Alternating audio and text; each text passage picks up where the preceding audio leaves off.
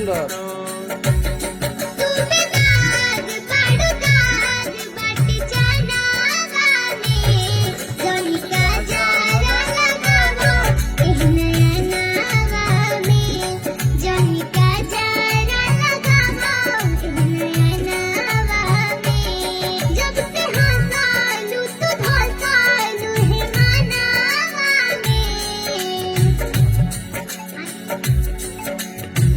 एक बार और।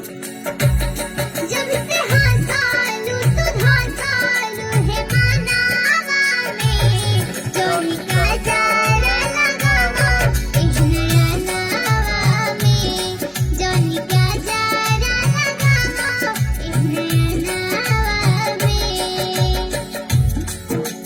बहुत अच्छा गाई हैं आप। इसको एक बार और गाकर सुनाइए। गाइए।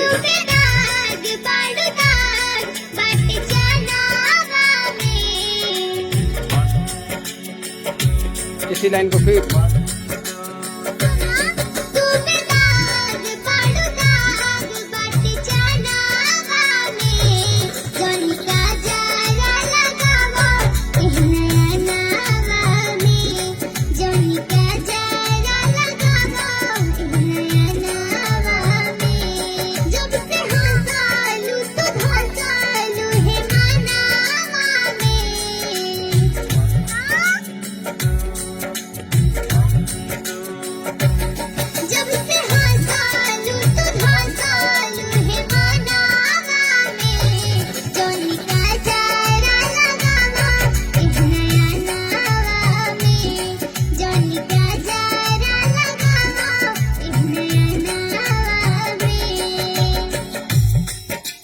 बहुत सुंदर, बहुत सुंदर।